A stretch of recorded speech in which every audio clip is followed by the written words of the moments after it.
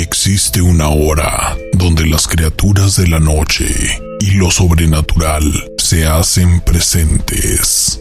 Esa hora es la hora de la bruja.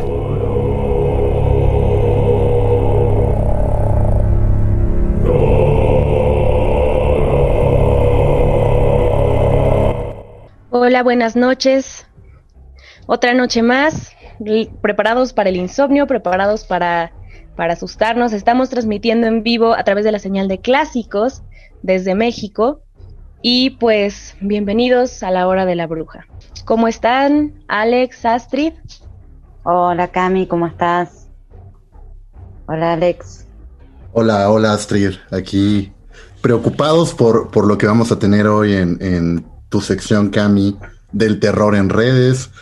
Y bueno, también listos para compartir con todo nuestro auditorio. No se olviden de seguir nuestras redes, estamos como Clásicos Radio. Y también quienes tengan Google Play pueden descargar la app, búsquenla como Clásicos. Vamos a escuchar una historia sobre un ritual del que platicamos ya en un programa de la hora de la bruja llamado Hitori Kakurembo. Vamos a profundizar un poquito en este ritual por si ustedes lo quieren hacer en casa. Y regresamos a escuchar qué son los Skinwalkers.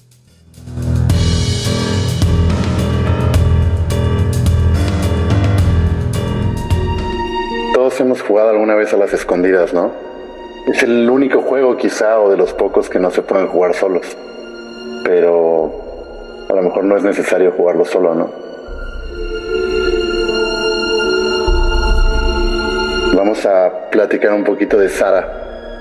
A Sara le gustaba ver cosas en internet, buscar rituales como ya han contado, y de pronto le dio curiosidad repetir un ritual japonés que se llama Hitori Kakurembo.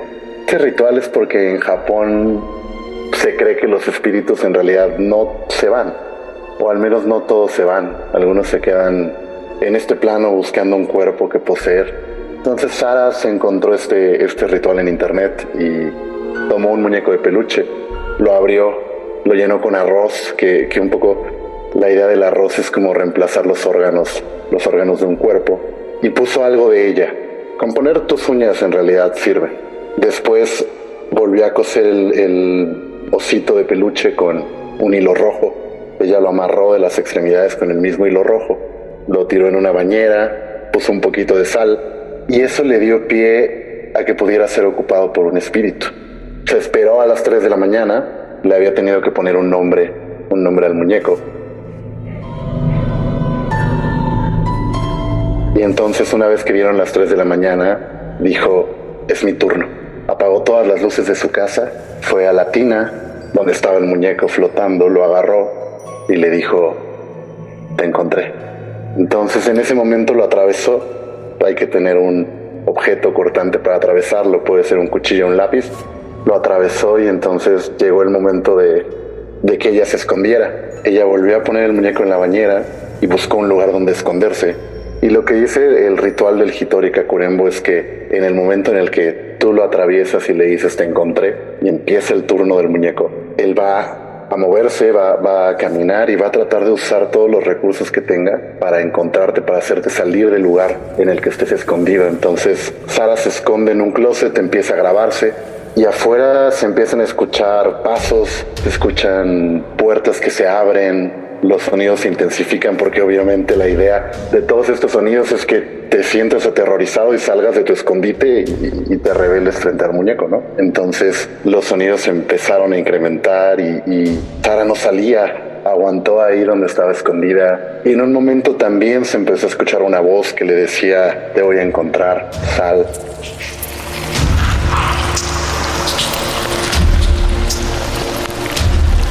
Era una voz muy parecida a la de ella porque en realidad un poco la idea con este espíritu es que toma lo que está cerca, lo que está familiar.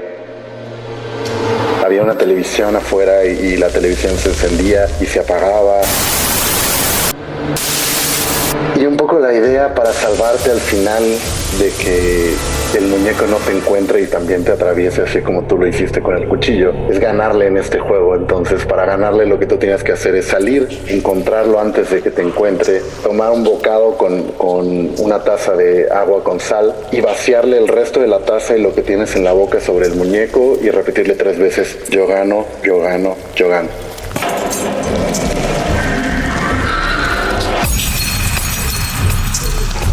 Entonces, en un momento ya cuando son demasiado fuertes los ruidos, cuando ya pasaron varios minutos de que Sara está escondida, ella decide salir. Vamos ahí poco siguiéndola con el video que grabó. Y hay un momento en el que voltea hacia una parte oscura de su casa y hay un rostro blanco, una cara como blanca, un ente materializado que se le queda viendo. Gira en un momento la cabeza para verla. Ella en el momento, en el estar huyendo de esta situación, no se percata de ello. La cámara pasa, el ente la mira y ella sigue tratando de encontrar el muñeco. Y cuando está a punto de decir yo gano, se escucha como esta voz dice antes: yo gané. Pueden jugarlo. Ya escucharon cómo simplemente se trata de conseguir un peluche. Entre más se parezca a un humano va a funcionar mejor. Y pues no sé, simplemente espérense a las 3 de la mañana, pónganle un nombre y a lo mejor resulta más interesante jugarlo, ¿no? Simplemente tápense los ojos, digan es tu turno y que empiece a contar. 10, 9, 8, 7, 6, 5, 4, 3, 2, 1.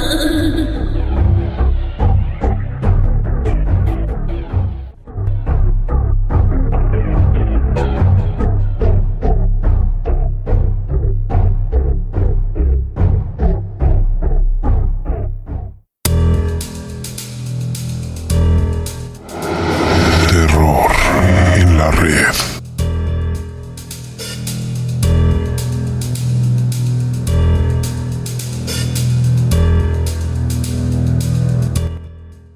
Bueno, pues vamos a estar hablando de un fenómeno que se puso muy de moda en una red que se llama TikTok. No sé si ustedes la conozcan.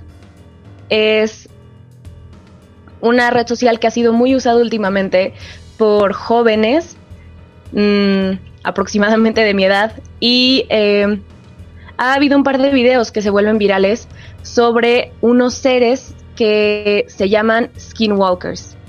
Estos seres son de la cultura nativoamericana y más específicamente de la cultura navajo. Entonces, el siguiente video que vamos a ver es un chico que está al límite de la propiedad de uno de sus amigos y comienza a escuchar ruidos. Y en un determinado momento en el video escucha un grito. Entonces, vamos allá y escuchen con atención. Entonces, en este video este chico está explicando que está en casa de uno de sus amigos y que detrás de la reja de su casa que delimita su terreno se escuchó un grito. Está explicando que hay un bosque.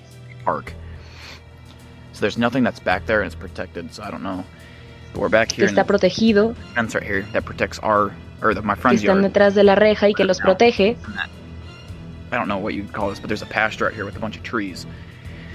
You can't really see them. I don't know if you can see that tree or not. Está explicando todo lo que hay. Fern, right there. That's a fern, and then there's a bunch of other ferns all around. And it gets more dense as you go back. But what happens is this creature explica que los bosques son muy densos. Jumps this fence. And it was standing, we think, right in this where I'm standing right now. And my friend's inside right now. But I'm getting this footage. And did you just fucking hear that? Y ahí se escucha el grito. Justo ahí se escucha. Todavía sigue un poco. Fuck this, I'm out. Fuck this. Y el chico se va. Entonces díganme qué opinan de este primer video que acaban de escuchar y ver los que estamos aquí en el programa. Yo tengo una pregunta. ¿Qué se supone que es ese grito? Ok. ¿De dónde viene? ¿Qué es? Explicación rápida. Los skinwalkers son criaturas de la cultura navajo que Sí. se explica que pueden tomar forma humana, forma animal, y pueden imitar la voz humana o intentar imitarla. Es por eso que en ese grito se escucha algo distorsionado, porque es su mejor intento de imitar una voz humana. Ok, wow. Tiene un poco de los dos, ¿no? Tiene este lado como humano espectral, pero también tiene una parte medio gutural animal, ¿no? Sobre todo en los últimos sonidos al final del video. Sí, es impresionante. Este es de los primeros videos que yo vi haciendo mi investigación y la verdad es que me impresionó mucho. Entonces les voy a mostrar el segundo video, que son 2 juntos realmente, que son TikToks de la plataforma que les dije. Este primero es de una chica que está llegando a su casa.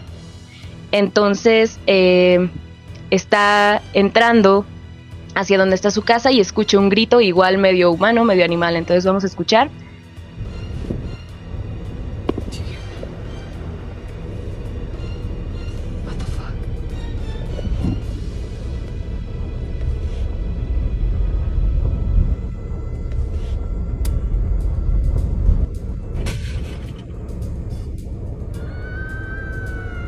Oh my god, no, fuck Ahí that. está. Y la chica huye en su carro. Wow. Entonces, ¿qué tal? Me recordó al grito, ¿se acuerdan de la peli El Exorcista? Cómo empieza el grito ese. Wow, es como espeluznante el grito, ¿no?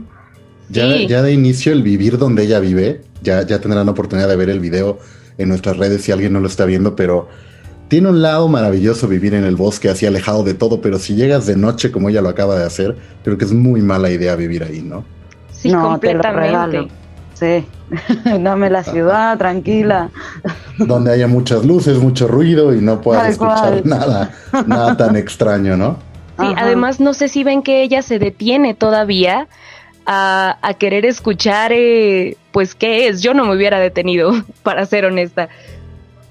Sí, no, Pero bueno. yo tampoco, yo huyo. Yo menos, Cami, por supuesto. Ajá. Pero bueno, vamos ahora sí con el último video. Este video es una guía de supervivencia. Ah, no, esperen, este todavía no es. Este video es una pareja, sí, también es un TikTok, en el que ellos también viven como aislados en el bosque y de pronto empiezan a escuchar cómo golpean fuerte en su puerta, muy fuerte. Entonces, vamos a escucharlo. Stopped. Do you see anything? I don't know. I don't see anything. Está preguntando si ve algo. Su esposo le contesta que no ve nada. Sorry. Are we going down? No, just stay up there.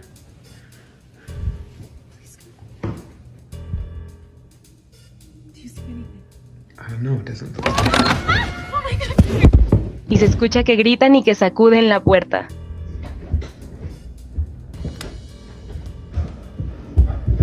Okay. No. Well, I made sure. Van a esconderse y él corrió a cerrar la puerta. What did you? I don't know. They didn't Regresa see anything out there. I mean, what the fuck is that? Oh my god. y ya. Ahí termina el video. Entonces, no sé si escucharon cómo tocaron muy fuerte en su puerta y luego se escuchó un grito. Entonces, díganme qué opinan de lo que escucharon ahorita. Sí, se escuchó y la verdad que este sí me dio más miedo todavía porque es que no se sabe, yo estoy como los del video, o sea, no entiendo qué es, qué pasa. Me da ese miedito de la incertidumbre esa. Y precisamente es lo que les decía de ese grito inhumano, que es como que se escucha distorsionado. Es una cosa muy extraña, pero igual ellos están aislados. Y les digo que según la cultura navajo, estos seres son personas a las que se les dio, los dioses les dieron el don de ser curadores, pero se aprovecharon de ese poder, el poder los corrompió y entonces se volvieron en estas cosas que, pues su nombre es Skinwalkers, porque pueden poseer tu cuerpo y tal cual robarte la piel, pero nunca se van a ver 100% humanos si los ves de cerca. Además pasa un tema que nuestro hogar debe ser como uno de los lugares más seguros. Si llega un momento, no sé ustedes, seguro en casa les pasa lo mismo, pero llega un momento del día en el que ya no esperas que nadie venga.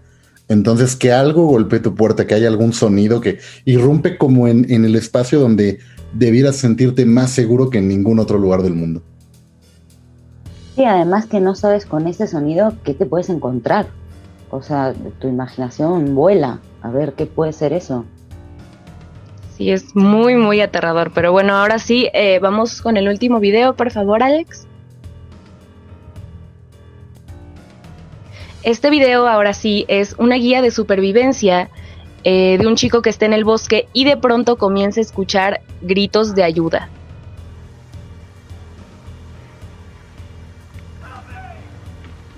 No sé si escuchan ahí, es un chico en inglés que está pidiendo ayuda.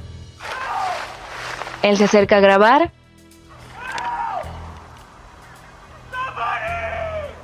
Y ve que es alguien parado en medio de un campo, pero solo se ve su sombra.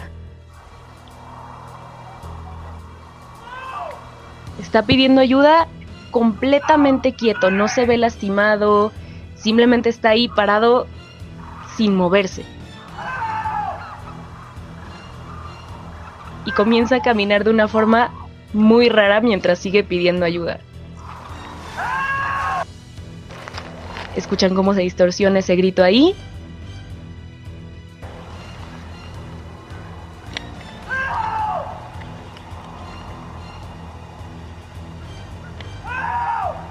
El chico sigue pidiendo ayuda, o lo que cree que es un chico, y empieza a caminar raro, precisamente como si no fuera un humano. Y ya está.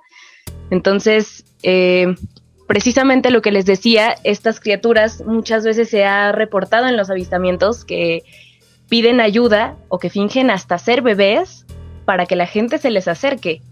Entonces, ¿qué harían ustedes en esta situación? Hay un tema maravilloso con este último video, que lo que nos acababas de explicar de cómo intentan replicar esta forma humana o que ocupan un cuerpo, pero que en realidad no es creíble, es muy, muy claro en este video, donde el grito que lo está logrando, digamos que si escuchas ese help, ese ayúdenme en un bosque, pues piensas que alguien necesita algo, pero luego el cuerpo no se corresponde nada con lo que está ocurriendo. Está totalmente rígido, los movimientos son torpes. Es bastante, bastante extraño ver eso. Sí, tal cual. Aparte, uno cuando empieza el video, que se escucha nada más el grito de ayuda, después de encontrar a alguien saltando, agitando los brazos, o por favor, con ese sonido de ayuda, ayuda, ¿no? Y de repente ver esa sombra quieta es lo que se hace espeluznante, ¿no? Sí, precisamente el hecho de que sean estas criaturas me parece súper interesante porque es como mi teoría es que es un tema de adaptación, que apenas se están adaptando al cuerpo que acaban de tomar y entonces es por eso que tienen esos movimientos tan torpes, tan inhumanos, nunca mejor dicho. Y como les comentaba, muchas personas han reportado en los avistamientos que a veces incluso llaman sus nombres, pero es terrorífico porque es un tono robótico. Como por ejemplo, si alguien llamara a Astrid, en lugar de decirlo normal, Astrid, sería como Astrid, como cuando se corta la señal de internet. No me llames así. Bueno, pues vamos a mandar al bloque de El lado oscuro del crimen y espero que disfruten el bloque.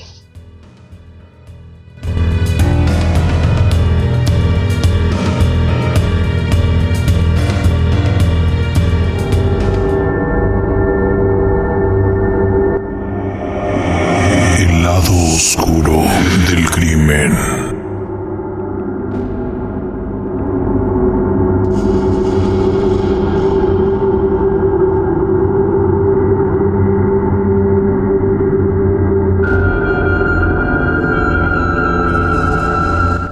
ya estamos listos para escuchar el lado oscuro del crimen. Y el Perdón, día de hoy perdón. vamos a hablar de algo muy interesante que nos tiene Astrid sobre un espacio, el Hotel Cecil, donde se cruza más de una historia, ¿no? Hola, ¿qué tal? Sí, estaba justo bueno, seguimos con estos problemitas. Pero yo lo que les traigo es tanto un lugar como un asesino serial conectados entre sí. Ambas historias son fascinantes, por lo menos para mí me despertaron la curiosidad tremendamente. Y son tan fascinantes que no sé por cuál empezar, así que vamos a empezar con la parte del crimen, ¿no? Que hablando un poco de este asesino serial, les traigo a Richard Ramírez a la mesa. Para contarles más o menos y situarlos, fue un texano, ¿sí? Nacido en Texas en 1960 y murió en California en el 2013. Un poco para situarnos, su infancia fue realmente perturbadora, ¿sí? Y es esa la palabra.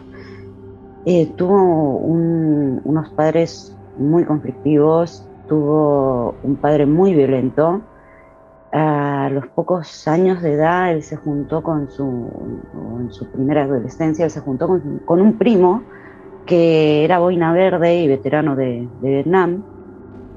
Y ahí empezó como todo esto que Richard Ramírez, que es conocido como uno de los asesinos seriales más sangrientos de la historia de Estados Unidos, empezó su fascinación por el crimen. Él le contaba todos las mutilaciones, los crímenes, todos los asesinatos que este veterano había cometido ahí en la guerra, ¿no? Y bueno, él fascinado escuchaba. No solo eso, sino que Richard Ramírez presenció una discusión entre este primo Mike, discutiendo así con su pareja, su esposa, y la mató a sangre fría con un disparo en la cabeza. Y él estaba presente. Y ahí se fue criando en ese contexto que les traigo, ¿no? Empezaron estos crímenes que cometió y empezó robando todo esto hasta que se va a vivir al otro lugar que les traigo, que es el Hotel Cecil.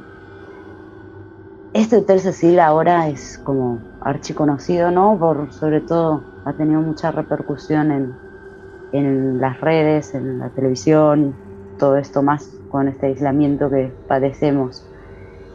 Es un hotel que, para contarles un poco de historia, se abrieron las puertas en 1927.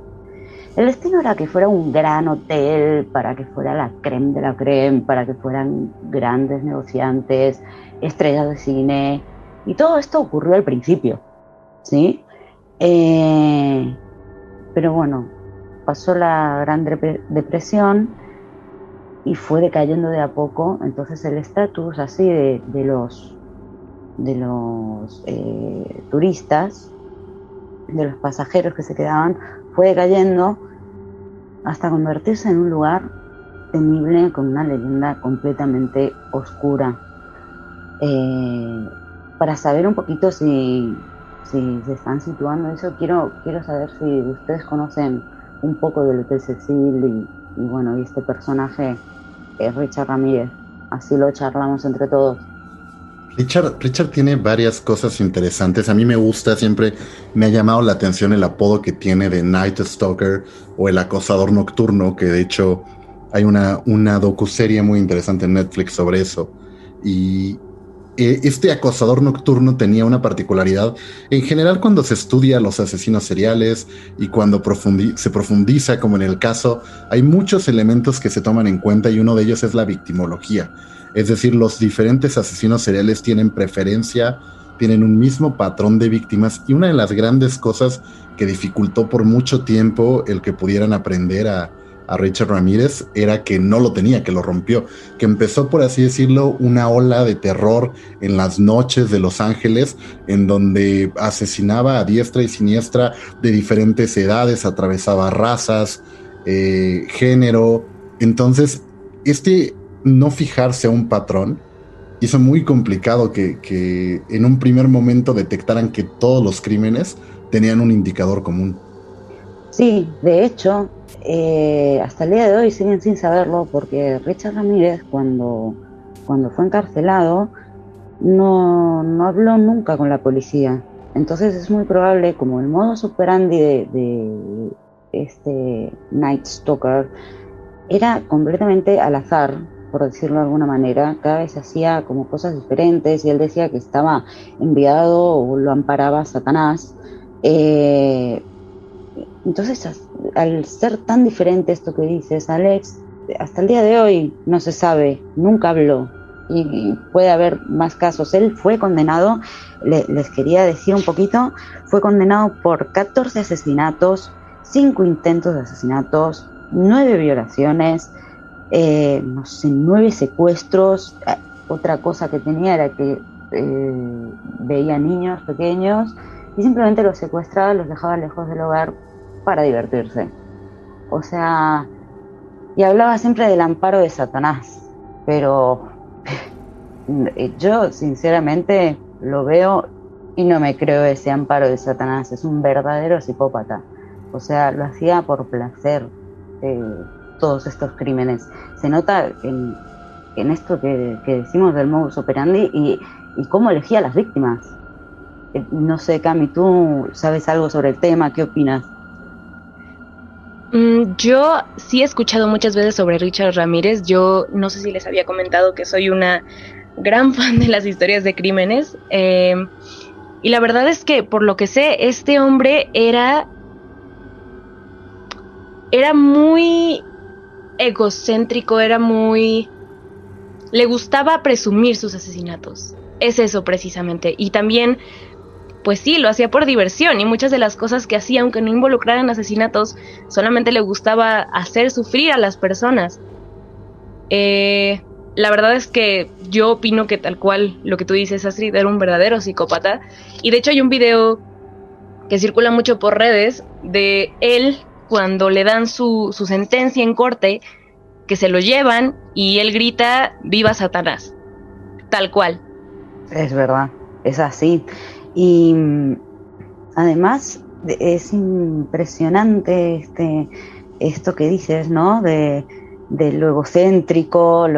Estaba fascinado con la fama que adquirió después de todo esto. Tan es así que hay un club de fans, se hizo un club de fans de Richard Ramírez. Es impresionante. Llegó a casarse en la cárcel.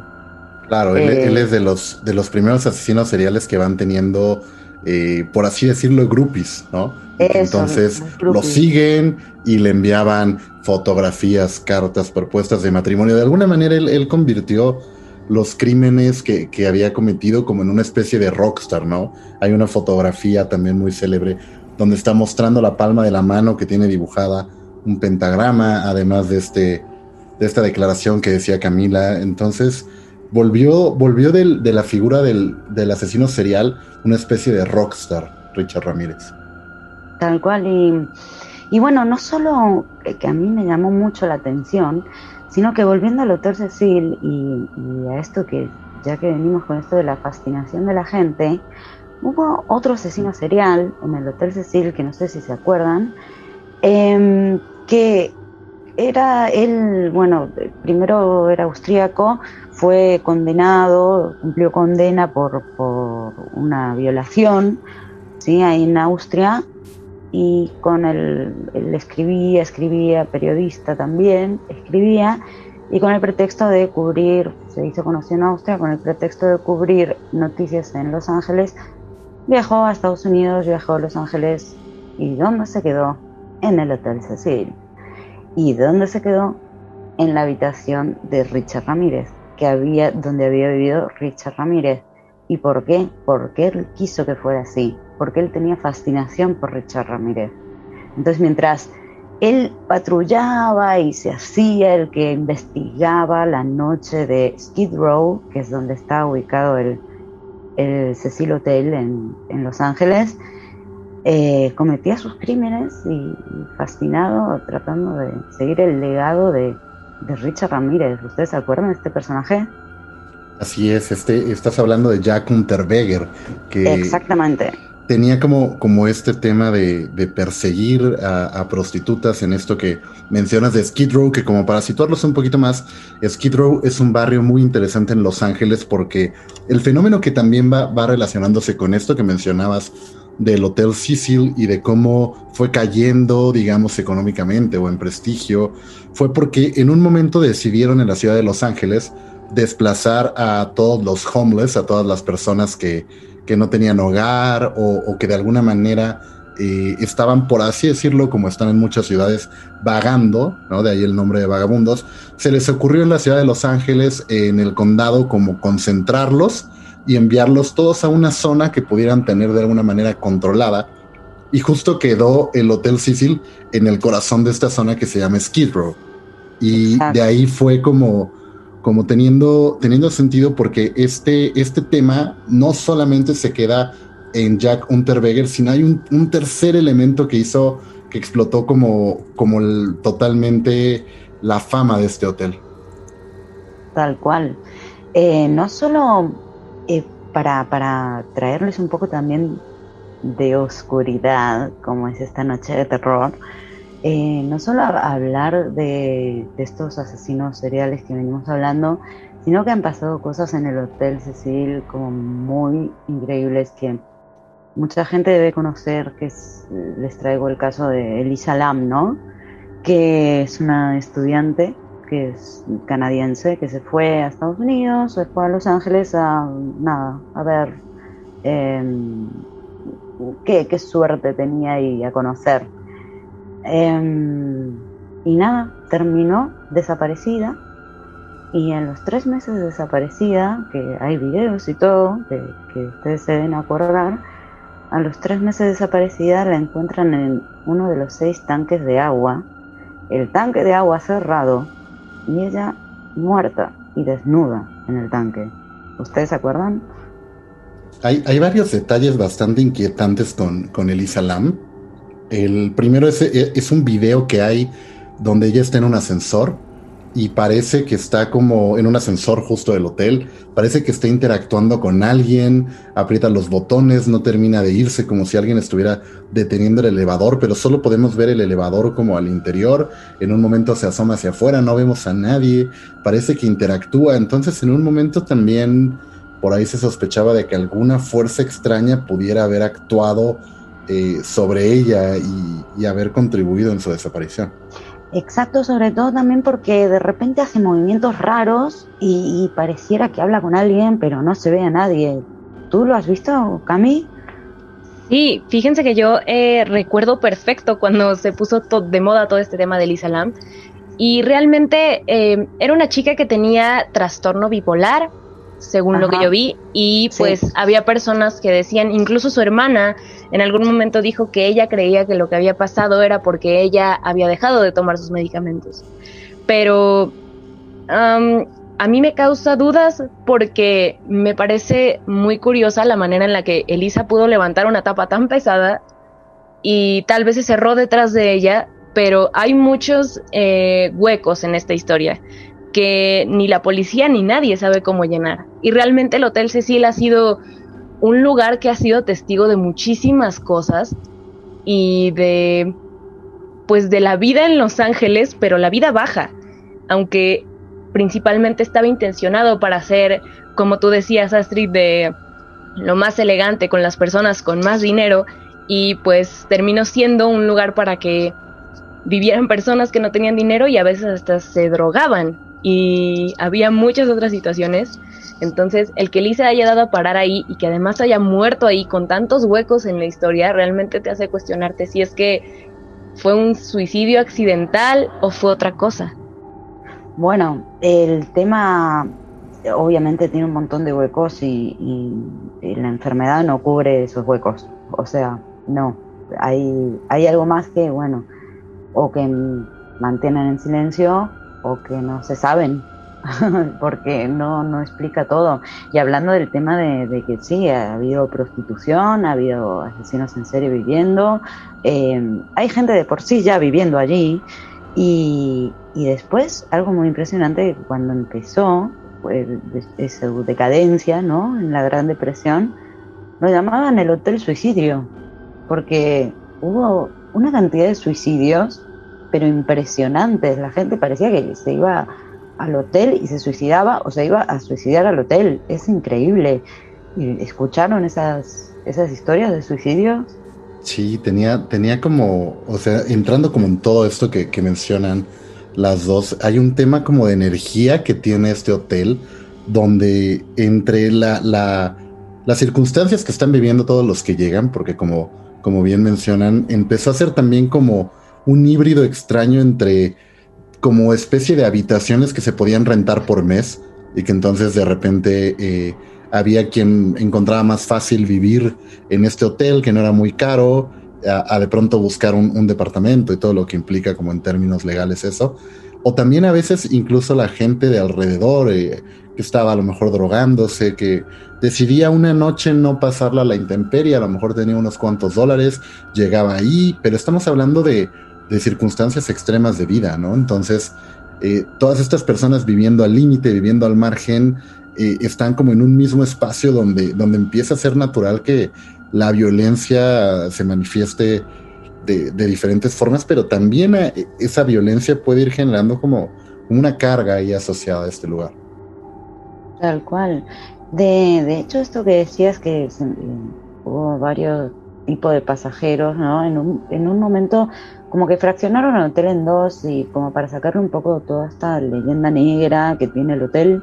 Y es que, por un lado, el lugar donde estaban los pasajeros, entre comillas, o los inquilinos permanentes, lo dejaron con el nombre de Cecil, y para los turistas y los pasajeros así de un tiempo breve, lo llamaron Stay on Main. El caso es que terminó siendo cerrado, y bueno, y así tenemos que concluir, aunque se nos quedan muchas cosas en el tintero. Así que nada, sin más, vamos al próximo bloque y ya seguiremos charlando.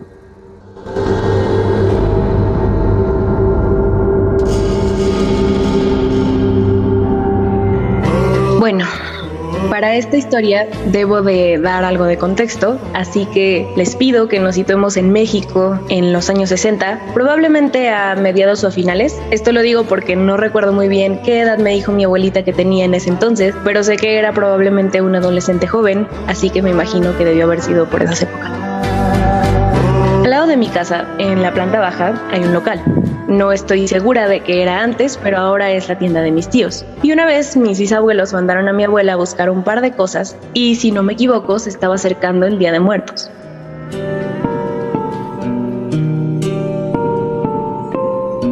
Mi abuela bajó al local, comenzó a buscar lo que sea por lo que le habían enviado, y en una ventana vio la cabeza de un niño, como si éste estuviera intentando saltar para poder ver qué había dentro del local. A mi abuela se le hizo raro, ya que la ventana estaba a una altura considerable, y también porque el niño tenía una vestimenta antigua, aproximadamente de los años 20. Así que ella decidió salir a la calle y ver si es que realmente un niño estaba intentando asomarse hacia dentro del local. Pero cuando salió se dio cuenta de que solo había un par de personas adultas caminando por la calle, y también hay que tomar en cuenta que esto sucedió de noche. Mi abuelita volvió al local, siguió buscando y volvió a ver al niño en una ventana diferente, haciendo exactamente lo mismo. Esta vez mi abuelita salió corriendo y de todas maneras no logró alcanzar al niño. No había espacio donde esconderse en la calle y no había manera de que un niño pudiera correr tan rápido sin que ella lo hubiera visto. En cuanto a la aparición que vio mi abuelita, eso fue todo lo que pasó.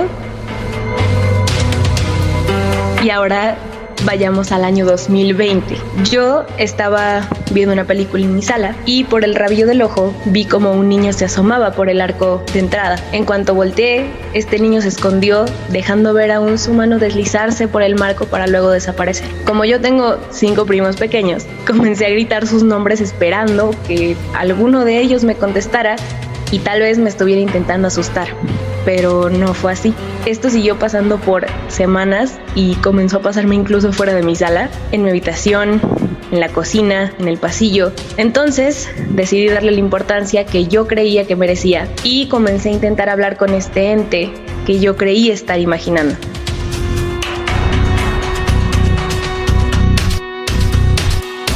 Sus respuestas comenzaron con cosas simples como peluches fuera de su lugar, peluches que se caían por sí solos, u objetos pequeños que se caían solos como aretes, brochas, perfumes, etc. Yo, tomándolo aún como una broma, decía cosas como: no juegues con eso, te doy permiso de agarrar mis peluches, pero mis cosas personales no las toques, no tires las cosas al suelo y cosas por el estilo. Hasta que un día estaba haciendo ejercicio dentro de mi habitación con la puerta cerrada, haciendo ejercicios que implicaban que yo estuviera cerca del suelo. Y ya que mi piso es algo resbaloso, se puede ver el reflejo de ciertas cosas por debajo de mi puerta cuando entra la luz del día o la luz del pasillo que está fuera de mi habitación. Estaba justo frente a mi puerta y escuché unos pasos no tan pesados pero muy rápidos subiendo las escaleras. Yo pensé que era alguna de mis primas, así que no le di importancia y seguí con lo mío, hasta que comencé a escuchar los pasitos más cerca y en el reflejo de mi piso, por debajo de mi puerta, vi el reflejo de unos zapatitos parados justo al otro lado. Yo, de nuevo, pensando que tal vez sería una de mis primas, intentando asustarme, comencé a decir sus nombres esperando que alguna de ellas fuera la que estaba afuera de mi habitación y me contestara, pero nadie me contestó. Esos zapatitos se quedaron frente a mi puerta por unos 3 o 4 minutos. Yo me quedé observándolos esperando que se movieran o que tocaran mi puerta, pero nada de eso pasó. Hasta que los vi corriendo hacia la habitación que está cruzando el pasillo, que es la de mi abuelita. Yo abrí la puerta de mi habitación, salí corriendo hacia el cuarto de mi abuelita y comencé a buscar a alguna de mis primas, escondida debajo de su cama o detrás de su closet, pero no había nadie. Yo estaba completamente sola en mi casa y cuando comencé a buscar a mis primas en los pisos de arriba y abajo no logré encontrar a nadie. A partir de ese momento comencé a darle más importancia y a tomar más en serio a este ente que, si bien podría no ser un niño, decidía presentarse como uno. Y ya que nunca me había hecho daño, yo simplemente decidí convivir con él de una manera pacífica. Muchas personas me aconsejaron no ponerle un nombre, así que seguí diciéndole el niño, o cuando quería hablar con él decía oye al aire o decía cosas como las que mencioné anteriormente. Yo honestamente creía que todo iba a quedar ahí, creía que siempre se iba a esconder de mí, que nunca lo iba a ver físicamente y que simplemente se iba a quedar aquí hasta que él se fuera o hasta que yo me fuera. Y no me molestaba porque no le causaba daño a nadie. Pero el peor susto que me llegó a sacar fue una madrugada que yo decidí bajar por un vaso de agua a la cocina. El pasillo del primer piso tiene una loseta rota y cuando pasas por encima de ella se puede escuchar prácticamente en toda la casa. Yo estaba en la cocina sirviéndome agua y de pronto escuché como alguien pisó por encima de esa loseta. Yo creí que era mi gato, pero al asomarme me di cuenta de que mi gato no estaba en el pasillo y tampoco estaba en la cocina conmigo. Yo sabía que era el niño, pero como nunca se me había aparecido, no le di importancia. Pensé que solo estaba dando vueltas por la casa y lo dejé pasar. Volví a llenar mi vaso en el dispensador y cuando salí de la cocina lo vi parado justo encima de la loseta rota, en medio del pasillo.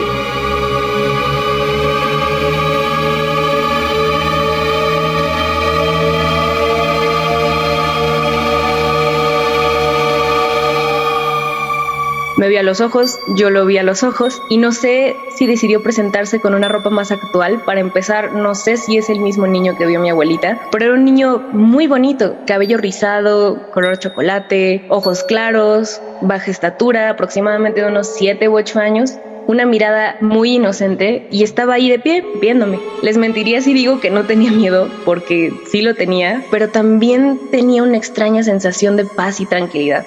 Lo vi caminar hacia mi sala y después de ahí nunca lo volví a ver, ni siquiera por el rabillo del ojo. No lo volví a escuchar, no volví a tomar ninguno de mis peluches, así que me gusta pensar que de alguna manera encontró paz y esa fue su manera de despedirse de mí y agradecerme por haberlo aceptado en mi hogar por aproximadamente 1 año.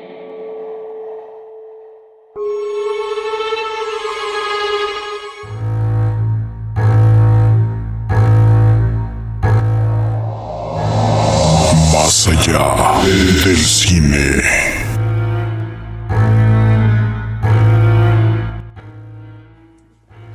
La recomendación para esta semana en Más Allá del Cine viene de una época que Camila probablemente, ahora que nos reveló su edad con TikTok, no la conozca tanto, pero estoy seguro que Astrid se acuerda este momento del cine cuando se puso de moda el terror asiático y entonces empezamos a consumir cosas que venían con una narrativa diferente. ¿Te acuerdas tú? Sí, totalmente. Gracias por el tema de la edad. Pero sí, totalmente. Se consumió, hubo una época que se consumió un montón, sí, tal cual. Y en ese momento, entre todas estas películas, donde seguramente quienes nos escuchan se acordarán de El Aro o recordarán La Maldición, hubo una película que se produce en Hong Kong que alcanzó a colarse como en ese momento y que tenía una premisa interesante. ¿Tú conoces la película de El Ojo, Cami? Justamente hace 2 días decidí verla y me pareció muy buena, la verdad. Yo recuerdo 2 cosas de la primera vez que la vi. Aparecía una advertencia, como en las primeras pantallas, donde decía que básicamente como lo que si estuviéramos en un avión nos diría abróchate los cinturones. Una advertencia como de esto está a punto de estremecerte. Entonces, eso fue muy extraño la primera vez que lo vi porque no estás acostumbrado a que una película te hable directamente y te diga te voy a causar miedo. Pero la premisa es muy interesante. Tiene que ver con el hecho de poder ver fantasmas, como el tener la sensibilidad a otros espíritus, a otras energías. ¿De qué crees que depende esto, Astrid? Del que hay algunas personas que tienen más facilidad de ver que otras. Bueno, ahí hay un tema que yo creo que es fundamental, que es un tema intuitivo. Hay, que se dice que es el sexto sentido, ¿no? La intuición. Pero sin duda, yo pienso que estas personas que pueden tener encuentros o que pueden tener estas sensaciones, tienen una hipersensibilidad y sumada a esa hipersensibilidad hay un sexto sentido que es esta intuición. Por eso también los niños son sumamente sensibles y tienen mucha intuición, mucho de intuitivo. En los juegos de niños, todo esto hay imaginación, intuición, hay mucho de esto, ¿no? Y pienso que va por ahí el tema. Ahora, sí está como esta cuestión de la intuición, muy, muy de acuerdo con lo que tú dices. Pensar que esta habilidad o esta capacidad o esta facilidad de percibir otras energías que no estamos seguros si están en otro plano, en otra dimensión, en otro espacio temporal, pero el poder percibirlas, el imaginarnos que sea una habilidad transferible, eso es como la gran premisa de esta película. Sin entrar en ningún spoiler, básicamente lo que está de fondo de toda la historia es ¿qué pasaría si al momento que tú recibes un órgano de alguien viene incluida esta capacidad? Creo que eso es espeluznante, ¿no, Camila? Como el pensar que detrás de la donación de órganos o de un trasplante pudiera haber alguna otra fuerza oscura actuando. Claro, a mí me pareció una premisa muy interesante. Conforme se va desarrollando la historia, vas entendiendo muchas cosas y realmente te hace preguntarte si es que eso es algo que podría pasar, porque de que existen las personas que ven fantasmas, sabemos que existen y si algunas personas no lo creen, pues están en su derecho, pero el pensar que pudiera ser una habilidad transferible es intrigante. Y ahora, además nos abre la pregunta, quien no puede ver, ¿no? Como la situación que se plantea aquí, ¿qué estaría dispuesto a hacer para recuperar ese sentido? Es decir, si, y esperemos que no ocurra, pero si cualquiera que conociéramos estuviera en una situación similar, y el recuperar el sentido implica que viene acompañado tanto de la percepción de otros seres como del hecho de que estos seres se den cuenta que los percibes y entonces quieran interactuar contigo. Yo no sé si pagaríamos ese precio, Astrid, poniéndonos en un ejercicio de imaginación. Es un precio alto. Es un precio muy alto. Hay que estar en la situación realmente para decir si lo hago o no lo hago. Pero debe ser completamente, o sea, un cambio de vida total. Y yo, sinceramente, hablando por mí, viviría aterrada. Así, aterrada. No sé si elegiría, si podría elegir. Bueno, sí, veo y tengo este poder y que me atormente. No sé, pienso que me atormentaría. Ya entre sensibilidad, intuición y agregar esto es como too much, mucho. Claro, y además el hecho de que estos seres que empiezas a percibir se den cuenta de que los percibes, ¿no? Y entonces eso cambia como completamente la dinámica. En lo que planteabas, Cami, es distinto que solo los percibas a que también ellos perciban que los percibes. Sí, eso ha sido un problema yo crecí en una familia que es muy creyente a estas cosas. Y precisamente en algún momento me decían que si ellos están conscientes de que tú los ves, pueden llegar a querer pedirte ayuda. Y es ahí cuando estás metido en un problema, porque si saben que los ves y si saben que de alguna manera puedes ayudarlos a entregar un último mensaje, a hacer una cosa que les quedó pendiente, puede que no te dejen en paz y que se aferren a ti hasta que los ayudes. Bueno, ya tienen... si es que solo piden ayuda, ¿no? Claro, ¿o para qué? Puede ser cualquier otra cosa. Ahí podemos imaginar que si alguien como Richard Ramírez se diera cuenta de que lo percibes, quizá lo que te pida no sea nada agradable. Entonces, ya tienen la recomendación para esta semana. Si alguien por ahí de los que nos están escuchando a través de Clásicos Radio desde México no ha visto El Ojo, hubo, como pasó en muchas películas de origen asiático, hubo un remake americano, pero siempre recomendamos el ver la original. Creo que tiene una narrativa distinta, entonces pueden echarse un clavado a ver El Ojo. Ha sido un placer tanto que nos acompañen en La Hora de la Bruja como compartir el espacio con Astrid. Muchas gracias por esta noche. Gracias, Alex, gracias, Cami. Nos volvemos a ver aquí el martes. E igualmente, Camila. Muchas gracias a los dos por sus historias tan increíbles, por sus bloques. Y bueno, pues no se olviden de seguirnos en nuestras redes, en Clásicos con K en Facebook, y de descargar la aplicación también de Clásicos. E igualmente agradecemos en el área de producción a Alex, que siempre nos está acompañando en los controles a distancia, como lo mencionaba Camila en este momento. Y bueno, también a Jaiset en el área de producción. Todos somos parte del equipo de La Hora de la Bruja. No olviden que al momento de finalizar el programa estaremos compartiendo en nuestras redes sociales, nos buscan como Clásicos, estos videos que nos mostró Camila, información de la película. Es decir, hay un contenido adicional siempre que ustedes pueden seguir en nuestras redes sobre La Hora de la Bruja para darle continuidad a este programa, y si de pronto quieren seguir con la luz apagada y continuar espantándose, pues bueno, tienen espacios en pantalla extendida para seguirlo haciendo. Y vamos a cerrar el programa, a despedirlo con la última historia de la noche, en la voz de Astrid, una historia sobre el psiquiátrico. Nos vemos la próxima semana en La Hora de la Bruja.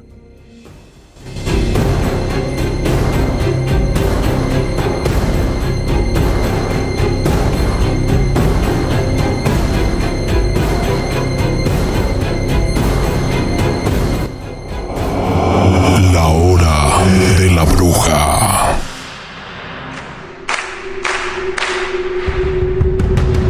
Esta historia que voy a contar le ocurrió a una persona muy cercana a mí. Cuando me contó lo que le pasó, en realidad estaba aterrada y esperaba una explicación que hasta el día de hoy no encuentra. Carolina es una médica psiquiatra que trabajaba en un neuropsiquiátrico en las afueras de la ciudad. Ese día en realidad había sido muy complicado para ella porque su teléfono se había quedado sin batería y había quedado completamente incomunicada. Así fue a trabajar al hospital. Era una noche de verano, hacía mucho calor y el ambiente se sentía muy pesado. El psiquiátrico, como pasa en la mayoría de los psiquiátricos, compartía lugar con la morgue de la zona. Pero ese día el frigorífico de la morgue se había averiado y había dejado de funcionar. Entonces había un hedor insoportable y putrefacto. Ese hedor se juntaba con ese calor que hacía de verano. Parecía que las paredes sudaban, no sé, los pacientes tenían una pesadez en su andar y se juntaba todo con sus padecimientos, sus angustias, tristezas, locuras. Esa noche, Carolina llegó un poco tarde. Apurada entró a la sala de internación, donde se encontraba enfermería, su habitación de descanso y todos los pacientes. Fue rápido a enfermería para ver qué novedades había, ya que ella había estado completamente incomunicada. Pero justo los enfermeros estaban haciendo el pase de guardia, así que pudieron cruzar nada más que unas pocas palabras, que todo indicó que estaba todo bien. Entonces, ella fue a dejar sus cosas a la habitación. Esta habitación daba a un patio pequeño en el que todas las noches aparecía un perro al que le llamaban un guardián, porque parecía que únicamente iba a proteger a los médicos durante el sueño, que en realidad es cuando más vulnerables estamos. Así que Carolina hizo su rutina como de costumbre. Fue a donde estaban los pacientes para saludarlos y ver que estaba todo bien. Y me contaba que es raro que ella tenga miedo a algo o a alguien, y menos a un paciente. Sin embargo, decía que había un paciente que le inquietaba mucho. Le generaba un terror, tal vez por la energía que desprendía. Era un joven alto, con mucha presencia. Tenía una mirada penetrante, oscura. Parecía que de un momento a otro iba a romper esa quietud e iba a tornarse agresivo así, de la nada.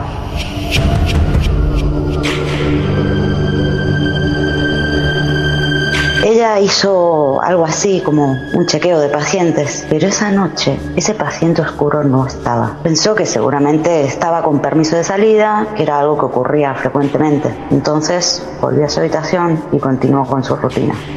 Estaba cansada, así que trató de dormir un poco. Se le hizo complicado, pero finalmente, a pesar de esa carga psicótica del lugar y ese hedor putrefacto de la morgue, consiguió dormir. A mitad de la noche se despertó por los gruñidos del perro guardián. Esta vez sintió que eran extraños, algo que no había escuchado. Era una mezcla entre un gruñido y un llanto.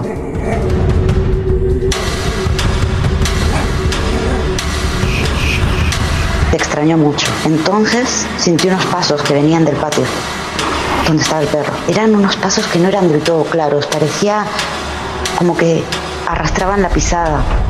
Empezó a sentir miedo. Pero este miedo se convirtió en terror cuando sintió que estos pasos, junto con una respiración fuerte, le pusieron en la puerta de la habitación. No quería voltearse a mirar, pero le ganó la curiosidad. Se volteó y verdaderamente se horrorizó. Vio a este paciente oscuro que tanto miedo le producía. Estaba pálido, vestido de negro y respiraba profundamente, arrastrando los pies. Entró en pánico y así quedó petrificada. Él se acercó con esa pisada a los pies de su cama. Se quedó mirándola un momento. Carolina sintió esa mirada oscura y penetrante que tanto miedo le causaba a ese paciente.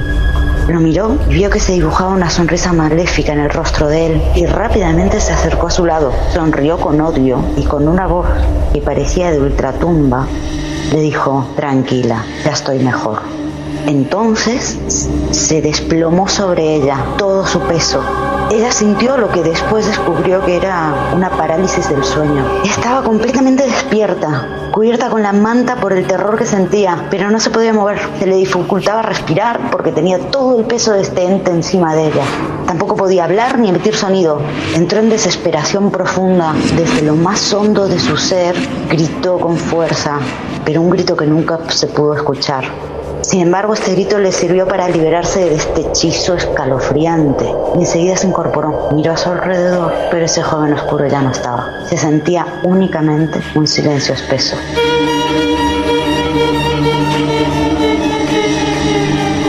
Ella rápidamente salió de la habitación y fue a enfermería. Había 2 enfermeros conocidos. Balbuceante les preguntó si habían visto algo o si algún paciente andaba por ahí. Le dijeron que todo estaba quieto y tranquilo. Entonces aprovechó para preguntar por ese joven que esa noche estaba ausente. Los enfermeros la miraron extrañamente y le dijeron apenados que el paciente había fallecido la noche anterior, que se había ahorcado. Ella, absolutamente sorprendida, con horror preguntó por qué. Los enfermeros no supieron contestar. Preguntó si había dejado alguna nota o, no sé, o alguna carta explicando algo. Le dijeron que sí, y que según los rumores, dentro de toda la descarga de esa última nota, decía: tranquilos, ya estoy mejor. Carolina entonces quedó completamente perpleja. Quedó tan abrumada, tan horrorizada, que nunca pudo volver a ese psiquiátrico. Y hasta el día de hoy casi no puede dormir, ya que se pasa las noches aterrorizada, pensando una explicación que jamás va a encontrar.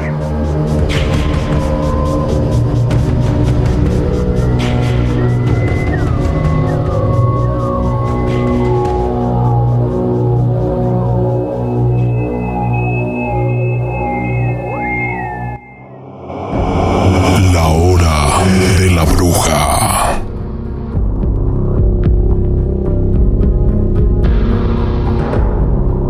Estás escuchando clásicos.com. A continuación, destápate el Six de la semana de clásicos.com. Lo más fresco de la música actual.